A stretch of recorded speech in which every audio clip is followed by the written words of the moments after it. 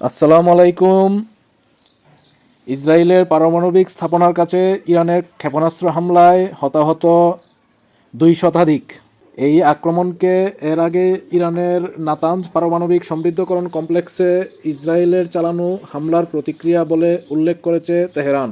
ইসরায়েলের প্রধান পারমাণবিক কেন্দ্র যে শহরে অবস্থিত, সেই ডিমোনা ও নিকটবর্তী আরাদে ইরানের ক্ষেপণাস্ত্র হামলায় শতাধিক ইসরায়েলি আহত হয়েছে। কোনো কোনো গণমাধ্যমে তা 2 শতাধিক বলে উল্লেখ করা হয়েছে।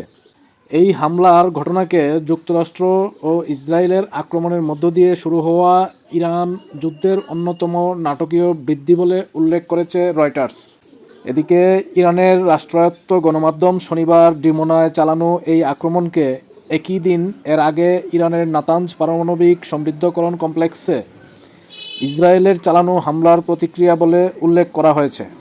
টাইমস অফ ইসরায়েল জানিয়েছে, ইসরায়েলের এয়ার ডিফেন্স ইরানের ছোড়া বেশ কয়েকটি ক্ষেপণাস্ত্র প্রতিহত করলেও অন্তত 2টি হেভি ব্যালিস্টিক মিসাইল ডিমোনা ও আরাদে আঘাত হানে। হতাহতদের মধ্যে অন্তত 11 জনের অবস্থা খুবই গুরুতর। শ্রোতা বন্ধুরা, বিভিন্ন আন্তর্জাতিক গণমাধ্যমে ইতোমধ্যেই খবর হয়েছে ইরান খুবই প্রচণ্ড শক্তিশালী মিসাইলের মাধ্যমে ইসরায়েলের ডিমোনা, যেটাকে বলা হয় ইসরায়েলের গোপন পারমাণবিক কর্মসূচির প্রাণকেন্দ্র, এই ডিমোনা পারমাণবিক কেন্দ্রেই ইসরায়েলের শতাধিক এই পরমাণু ওয়ারহেড সংরক্ষিত আছে বলে বিভিন্ন মহল থেকে ধারণা করা হয়। এখানে ইরান বাংকার বিধ্বংসী ব্যালিস্টিক মিসাইল দ্বারা হিট করেছে, কারণ ইরান ইতোমধ্যেই জানিয়েছে তাদের নাতানজ পারমাণবিক সমৃদ্ধকরণ কমপ্লেক্সে ইসরায়েল এবং আমেরিকার যৌথ হামলায় মারাত্মকভাবে ক্ষয়ক্ষতির শিকার হয়েছে। তার প্রতিক্রিয়ায় ইরান এই বিধ্বংসী হামলা চালিয়েছে। এতে ব্যাপক ক্ষয়ক্ষতি এবং হতাহতের ঘটনা ঘটেছে বলে বিভিন্ন গণমাধ্যমে সংবাদ প্রচারিত হয়েছে। শ্রোতা বন্ধুরা, আপনারা জেনে থাকবেন, একটি সার্বভৌম দেশের পারমাণবিক স্থাপনা এটি হলো সর্বোচ্চ রেড লাইন হিসেবে বিবেচনা করা হয়। কিন্তু আমেরিকা এবং ইসরায়েল কোনো আন্তর্জাতিক আইন কানুনের তোয়াক্কা না করে ইরানের পারমাণবিক স্থাপনাগুলোয় একের পর এক হামলা চালিয়ে যাচ্ছে। কিন্তু প্রতিক্রিয়ায় তাদেরও যে ক্ষতিগ্রস্ত হওয়ার আশঙ্কা আছে সেই ব্যাপারে তাদের কোনো টেনশন নাই। কিন্তু ইরান তো আর শুধু শুধু বসে বসে তামাশা দেখার মতো দেশ নয়, তারা ইতোমধ্যে পাল্টা প্রতিশোধ নেওয়া শুরু করেছে। এখন দেখা যাবে শুধু ধ্বংস আর ধ্বংসের খেলা। এই হামলা পাল্টা হামলার মধ্যেই লেবাননের হেজবুল্লাহ এবং ইয়েমেনের হুতি যোদ্ধারাও ইসরায়েলের বিরুদ্ধে নতুন করে হামলার প্রস্তুতি নিচ্ছে বলে খবর বেরিয়েছে, যা এই যুদ্ধকে আরও গুরুতর পরিণতির দিকে ধাবিত করছে। এদিকে যুক্তরাষ্ট্র ইউক্রেনকে গোয়েন্দা তথ্য না দিলে পুতিন প্রশাসনও ইরানকে গোয়েন্দা তথ্য দিয়ে সহায়তা করবে না বলে রাশিয়ার পক্ষ থেকে প্রস্তাব এসেছে। মস্কোর এই প্রস্তাব ওয়াশিংটন এরই মধ্যে প্রত্যাখ্যান করে দিয়ে বলে পলিটিকোর খবরে বলা হয়েছে। যুক্তরাষ্ট্রভিত্তিক এ সংবাদ মাধ্যম লিখেছে, ট্রাম্প প্রশাসন প্রত্যাখ্যান করলেও বিষয়টি নিয়ে ইউরোপের দেশগুলোতে নতুন অস্বস্তি তৈরি হয়েছে। গেল সপ্তাহে ওয়াশিংটন পোস্টের খবরে বলা হয়, চলমান যুদ্ধে রাশিয়ার সামরিক বাহিনী গোয়েন্দা তথ্য দিয়ে তেহরানকে সহায়তা করছে। এ খবর আসার পর যুক্তরাষ্ট্রের মিয়ামিতে বৈঠকে বসেন রুশ ও মার্কিন কূটনৈতিকরা। আমেরিকান গণমাধ্যম পলিটিকো লিখেছে, এই বৈঠকে যুক্তরাষ্ট্রের সামনে একটি পাল্টা সুবিধা প্রস্তাব হাজির করে রাশিয়া।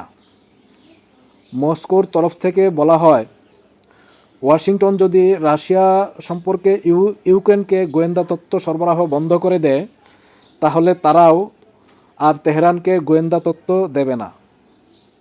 এই বৈঠকের বিষয়ে আগত দুজন এর বরাতে পলিটিকো লিখেছে, প্রস্তাবটি ট্রাম্প প্রশাসনের দূত স্টিভ উইটকফ ও জেরার্ড কুশনারের সামনে তুলে ধরেন রাশিয়ার দূত কিরিল দিমিত্রিয়েভ, কিন্তু মার্কিন কূটনীতিকরা প্রস্তাবটি সরাসরি প্রত্যাখ্যান করেন।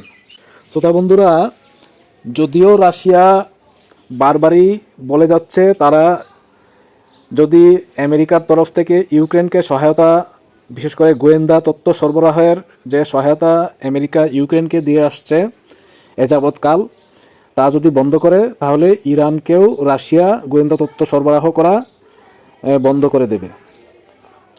রাশিয়ার গোয়েন্দা তথ্য সরবরাহ ইরানকে ইসরায়েল এবং মধ্যপ্রাচ্যে অবস্থিত মার্কিন স্থাপনাগুলোতে হামলা চালানোর ব্যাপারে যথেষ্ট সহায়তা করছে ইরানকে, একথা বলাই বাহুল্য। পাশাপাশি রাশিয়া যদিও তার অভ্যন্তরীণ স্বার্থের কথা বিবেচনা করে ইরানকে গোয়েন্দা তথ্য সরবরাহ বন্ধ করে দেয়, তথাপি আরেক সুপার পাওয়ার চীন কিন্তু তাদের সহযোগিতা অব্যাহত রাখবে, এটাও প্রায় নিশ্চিত। গোয়েন্দা তথ্য সরবরাহে চীন ইতোমধ্যে রাশিয়ার চেয়েও ঢের এগিয়ে রয়েছে বলে আন্তর্জাতিক বিশ্লেষকদের ধারণা। চীনের নেভিগেশন সিস্টেম এবং চীনা স্যাটেলাইট সিস্টেম ব্যবহার করেই ইরান নিখুঁত হামলা চালিয়ে যাচ্ছে একের পর এক মার্কিন এবং ইসরায়েলি স্বার্থে। তাই রুশ সহযোগিতা বন্ধ হলেও ইরান যে থেমে থাকবে না একথাও নিশ্চিত। এই সংঘাত বন্ধ করতে হলে অচিরেই ইসরায়েল এবং আমেরিকার তরফ থেকে ইরানে আগ্রাসন বন্ধ করতে হবে। এটাই হলো সবথেকে গুরুত্বপূর্ণ কথা। একতরফা এই আগ্রাসন বন্ধ হলেই এই পারস্য উপসাগর, মিডল ইস্ট এবং সর্বোপরি পুরো বিশ্বের অর্থনীতি এবং স্থিতিশীলতা রক্ষা পাবে। Thank you.